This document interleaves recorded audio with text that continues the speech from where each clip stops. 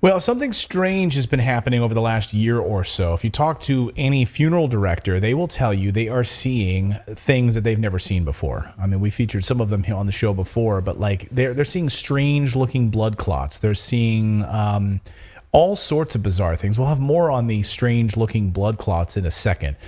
They're working harder and longer than they've ever been working before. These undertakers, right? They've been on their feet. They've been seeing more cases than they've ever had in their 20, 30-year history as being an undertaker. Something else that they're seeing is a huge demand for tiny coffins. Huge demand for tiny coffins, child-sized caskets.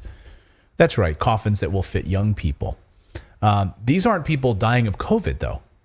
It's something else entirely. Some funeral homes report that in their entire history of doing business, they have never seen so many young people dying. I wonder what they all have in common. This company that provides caskets to Costco. By the way, did you know that Costco has caskets? No. You can get caskets at Costco. I didn't realize that. You have everything else, but you can. Probably through their online store. But their orders are through the roof right now at Costco. This is one a casket manufacturer that sells to Costco. It says demand is up for child-sized caskets. He says, my family business is casket manufacturing in North America. We've received 2 bulk orders for sub 5-foot units, children's size, in less than 6 months. Never in 30 plus years of business have we ever sold child-sized coffins in bulk. The smaller size orders have never been so popular. I would like to mention that all casket sales are up dramatically in the last 2 years, Mark Haddock writes, or he says in this interview. He's a casket manufacturer that provides caskets to Costco. And something else, undertakers and embalmers around the world are busier than they've ever been. We've covered this on the show and show how busy they are. They've been in the United States specifically and in the UK. Here's Australia, for example. According to the Daily Mail, undertakers are busier there than ever. This week, this new story out this week, undertakers are run off their feet with abnormally high numbers of Australians dying, and not just because of COVID. Right. Again, Dr. John Campbell has been covering this unrelated deaths that they call unexpected deaths. Is how we define it. It's things that, normally the government and health professionals have a baseline of how many people they expect to die of things that are not along the normal curve of flu season or aging or things like that. Traffic accidents around the highway, around the holidays, that kind of thing. And those unexpected deaths trend a certain way. And we are now seeing them tracking up to 15% higher in most Western nations. Unbelievable. Someone in our chat just said, ask how a florist is doing lately. This woman in our chat says she was a florist. And yes, we do know that. We covered that story a couple of months ago here on the show. Florists are providing wreaths like never before for funerals. They've had just an incredible uptick in that. So these things go hand in hand. Again, what could it be? What could be causing all of this? Turns out that so-called COVID deaths weren't really that at all. John O'Looney, UK funeral director, actually saw a decline in deaths in 2020. Fewer deaths in 2020 than even in 2019. But then at the start of 2020, Big Pharma rolled out some kind of big answer and the pandemic, and then everything changed. Here is UK funeral director John O'Looney. Listen. December came and went. We were doing funerals. It wasn't busy. In fact, even despite the great effort they made in care homes to bump the numbers up, overall 2020 was quieter than 2019 for death rate. And the vast majority of funerals we do in the UK are cremation funerals. I would estimate around 95% of them are cremations, and the odd 5% would be burials. We weren't up on numbers, and it was the same everywhere. The statistics don't lie. They're there, government statistics that show there was no real increase. And it kind of got to the point where I said to a few people, I began to smell a rat. We weren't being told the truth. And I said to people, I bet the death rate soars in January when they began vaccinating, and everybody laughed at me. They said, "No, don't be so stupid. You're mad." And we came back to work on the 2nd, and on the 6th they began vaccinating, and the death rate was extraordinary. I've never seen anything like it as a funeral director in 15 years, and neither has anyone else that I've spoken to. And it began exactly when they began putting needles in arms. Okay. And there's something else. Thousands of cases of myocarditis, which is an inflammation of the heart. We've known about these problems, and of course, so did the CDC. They reported them. Here's a report on myocarditis, or on members of the military specifically, which the CDC was well aware of. And specifically, we knew the adverse effects on soldiers back in 2021. Listen. From January through the end of April, the military administered 2.8 million doses of the vaccines from Pfizer and Moderna. A new study describes how 23 service members later developed chest pain and sought medical attention. Tests showed it was myocarditis. Myocarditis is an inflammation of the heart muscle. And typically, this is seen in response to an infection. Dr. Christian Ramers is with Family Health Centers of San Diego. There's like 15 or 20 common offenders.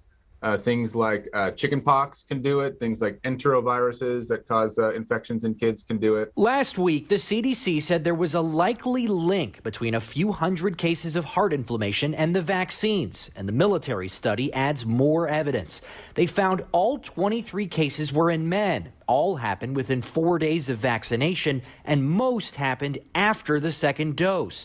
When the researchers broke down the numbers after the second dose, they say they'd expect to find between 0 and 8 cases of myocarditis from other causes. Instead, they found 19. Thousands of cases of this, right? It's gotten so bad now that they're actually doing damage control on this. Watch your screen, because this is a brand new television advertisement, which basically says myocarditis, don't worry about it. It's totally fine. This is an ad. Watch this. I've been into fashion since I can remember. But one day I had a stomach ache so bad I didn't want to do anything. The team at New York Presbyterian said it was actually my heart. It was severely swollen. Something called myocarditis. But doctors gave me medicines and used machines to control my heartbeat. They've saved me. So now I can become the next great fashion designer. So, I mean, have you ever seen, like, they're literally putting out ads now to normalize myocarditis. Like, you've got an inflamed heart. Don't worry about it. Like, you can still be great. It doesn't really matter. Like, someone spent money on an advertising campaign for this. I saw an article and I was like, okay, when I saw this article, I was like, I knew at some point they were going to try to spin this a different way. And it said that it was actually COVID that was causing myocarditis, but then that got pulled back. And I've not seen any more information about that because I think there's too much data for them to try to push that narrative at this point. Yeah. Nice try, though. Well, the CDC director, Walensky, was on MSNBC and was kind of grilled and pressed on this particular issue. Let's just watch a little bit of this. Watch. What makes this booster significantly different than our first round of booster shots? Is there evidence it supplies significantly more protection? Yeah, this is a really important question. For the first time now, we have a shot that actually targets exactly the variants that we have circulating right now. So about 88% of our variants are BA5, about 11% BA4. And right now, this updated shot is half the original strain and half that BA4, BA5 strain, what's targeted to that BA4, BA5 strain. The laboratory data suggests that this updated vaccine will perform better against the circulating strains we have right now, that it will perform better against other circulating variants that may come, and that it won't sacrifice anything in terms of protection of the original strain. So we're in a much better place with this updated booster right now. Dr. Paul Offit, an infectious disease and vaccine expert at the Children's Hospital of Philadelphia, he's also a member of the FDA Advisory Committee, has been critical of this updated booster. He says that a healthy young person really is unlikely to even benefit from a booster dose. It should be targeted more specifically to those who really are most likely to benefit. And I wonder if you agree with that assessment and whether just even saying that adds to what's been, as you know, an ongoing criticism of CDC messaging, that COVID vaccines, COVID itself, the messaging has been confusing. So first, deep respect to Dr. Offit. Here's what I will say about our updated vaccine. We are simplifying our message. The message is you need to get your fall booster vaccine. So go ahead and get it.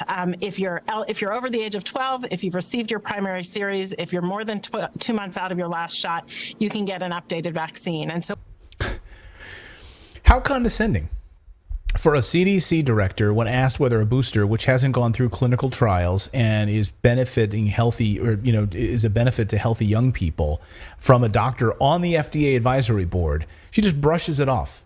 Yeah. We have our new messaging. It's called get the shot. Like, we're not even going to bother with all of like the technical mumbo jumbo. We have a new message for the fall. It's called, How long ago was that? I'm loving it. Yeah. Just go get the shot. This was literally this week. Just go get the shot. You're kidding. No, I think it was yesterday. Just go get the shot. Oh my gosh. For the fall. Like, we have a new fall message. Just go get the shot. But the pandemic's over. The pandemic's over, but they didn't get that message from the White House. Mm-hmm. This violates the idea of informed consent, does it not? Right? And also the idea of any risk-benefit analysis that might come from, hey, any discussion at all, like this person's a really healthy 12-year-old, 11-year-old, whatever, like should they get it? Just get the shot. Just shut up and get the shot. Meanwhile, the United Kingdom's Health Security Agency putting an end to COVID-19 vaccinations for young, healthy children ages 5 to 11 years old. They're saying no more. Any child who turns 5 after August 2022 can no longer receive a COVID vaccine until they're 12, unless they are clinically vulnerable. You're not allowed to. It's illegal.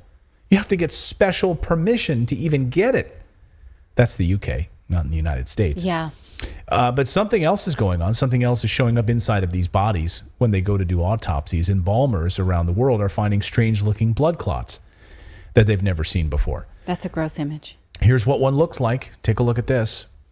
I warned you. One Alabama embalmer named Richard Hirschman started documenting what he was finding when he would start the embalming process. He'd been doing this for 20 plus years. He's never seen anything like this. He thought it was just one instance. It was odd. He started taking pictures of it, and then it started showing up over and over and over again.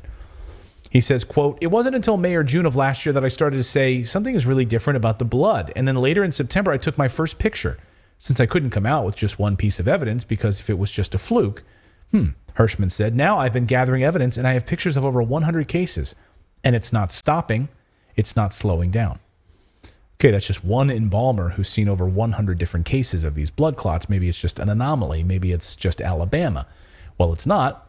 As we reported on the show, Israeli authorities were well aware of the risk of the AstraZeneca vaccine, the blood clotting from that. And AstraZeneca is not allowed in the United States. The FDA also warned against, of course, getting the J&J vaccine after the clotting risks. FDA restricts J&J's COVID vaccine because of blood clot risk, and of course now it's no longer available and gone. And conditions around the heart and heart inflammation as well. So all this to say, it's just the fall, just go get the shot. That's our new messaging around here on Redacted, It's what other like catchy little slogans can we come up? Just do it. It's the fall. Just go and get your shot. No, that's taken by Nike. Oh, we can't say that. Okay. Do whatever you, I can't think of anything. A hokey pokey. You do. You like that one? Go get your hokey pokey shot. Watch more propaganda television. And you turn yourself around. That's what it's all about. I just can't get over this ad. I can't get over that they're spending money on propaganda ads, letting you know that it's okay to have an inflamed heart. That like New York Presbyterians, like, yeah, it's fine. Look, just be, I know you got this. But let's not sort of lose that that's a pharmaceutical solution to a pharmaceutical created problem. Right, of course. Don't worry about it. You will take these things and you will be compliant, and we will track you and watch you, and that's all fine. We got the solution to the problem we may have created. Unbelievable. Well, and if you want to go down a rabbit hole, go to Rumble, because you can't find it anywhere else, and look at men's soccer players and myocarditis. Yeah. And that whole thing, because that is a very interesting story, to say the least. Yeah, Kit Clarenberg, writing at the Gray Zone, has been doing some great reporting on that specifically, and you can follow. Kit has been a guest here on the show, but follow him on Twitter, and you can see about that, because it's not. How are these like healthy soccer players suddenly having this issue? Follow that. Unbelievable.